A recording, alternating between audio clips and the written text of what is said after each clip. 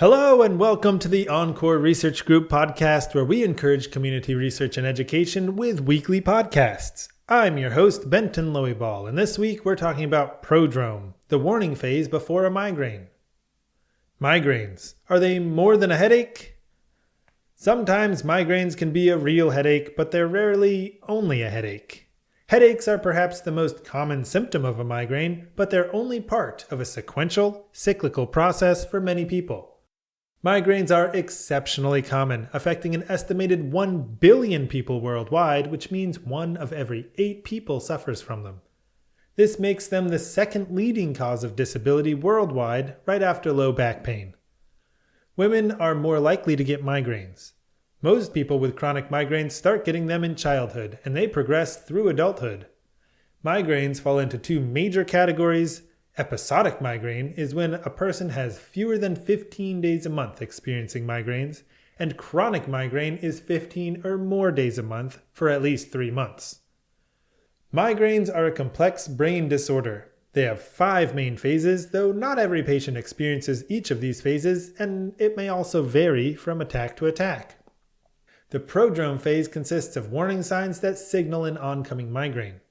Aura is the phase immediately before the attack, which may have temporary neurological symptoms, including sensitivity to light and sound. Headache is the most typical symptom during a migraine attack and is frequently accompanied by nausea, vomiting, sensory changes, and gastrointestinal or GI symptoms. Postdrome is like a hangover with lingering symptoms but without a headache. Finally, the interictal phase is the period between migraine that often lasts for days or years. Patients report that sleep, relaxation, food, and darkness may help move an attack to the postdrome or interictal phase. Though people frequently think of a migraine as just the headache from a migraine attack, it really starts with prodrome. So let's pick our brains about the prodrome phase. About 1/3 of migraine sufferers experience prodrome. It can last anywhere from minutes to over 12 hours, though around 2 hours seems typical. The most common symptom seems to be gastrointestinal problems like diarrhea and constipation. Other common symptoms include mood changes, stiffness in the neck, tiredness, and yawning. Food cravings and abnormal sensitivity to light and sound often occur. Prodrome progresses to a full migraine attack about 70% of the time, though this varies wildly between individuals. Let's think about what might be going on inside and outside of our skulls. We can look at symptoms to guess what might be happening inside. Changes in mood may point to the limbic system, a collection of brain structures responsible for emotion and behavior. Abnormal sensations indicate cortical differences, particularly in the visual and sound centers of the brain or the pathways leading to them. Muscle tenderness and stiffness of the neck suggest the brain stem is involved. Many of the other symptoms include fatigue, yawning, depression, irritability, food cravings, nausea, and GI problems, which give a strong indication the hypothalamus is involved. The hypothalamus is an evolutionarily ancient part of the brain that acts as a crossroads of different information. Sensory information goes to the hypothalamus before being passed on, and it also talks to the endocrine system, which is responsible for hormones, the involuntary nervous system, sleep and wake cycles, and behavior systems. It tries to maintain stability throughout the brain and body, a process called homeostasis. Nearly every migraine patient reports at least one hypothalamus-mediated symptom. The brain areas involved give a good indication of what may be happening during the prodrome phase.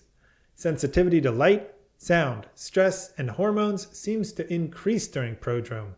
The hypothalamus fails to maintain homeostasis.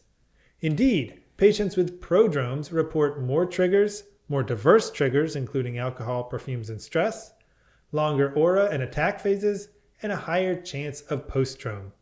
How these prodrome symptoms change to the later phases of migraine is difficult to see, but we have a few theories. To understand how these may relate to the painful headaches typical of migraines, we have to look at how the brain feels pain. Pain is reported to the brain through pain receptors, also called nociceptors. Nociceptors are found throughout the body but are notably absent from the brain. Painful headaches during migraines are thought to be from the brain reading pain signals from the area right outside our skull, on the top of our head, in the neck, and so on. These pain signals travel to the brain through, you guessed it, the hypothalamus. It is unclear how prodrome changes to the hypothalamus might set the stage for painful migraine attacks. The hypothalamus may overreact to changes in homeostasis, causing activation of nociceptors, changes to blood vessel size, and the release of neurotransmitters that disrupt the brain and make it susceptible to attack.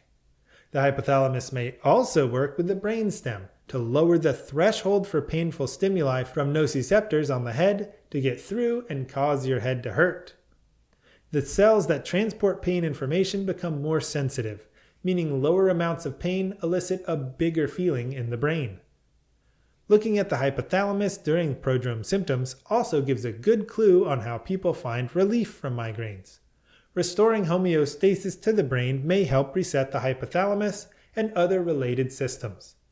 Methods to restore homeostasis undoubtedly vary from person to person, but may include eating, sleeping, relaxing, and lowering external stimulation, like with a quiet and dark room. When this isn't enough, migraine medications can help. Preventative therapies try to lower the number and severity of migraines in the future and may include blood pressure medications, seizure medications, antidepressants, and even things like Botox. Acute migraine medications aim to restore balance and end a headache that's happening now, but several lose effectiveness if used too frequently. As research into migraines continues, we can put this headache of a condition behind us. Thanks for joining us on this week's episode. If you'd like to know more, all of our sources are linked in the podcast description.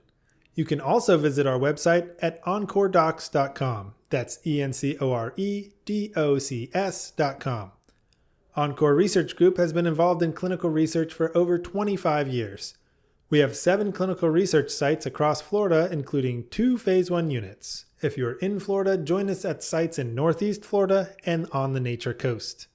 If you're outside of Florida or South Georgia and are interested in joining a clinical trial, head over to clinicaltrials.gov. For more great content, including discussions by physicians and clinical research experts, check out the MedEvidence podcast. My name is Benton. Thank you for joining, and we'll see you next week.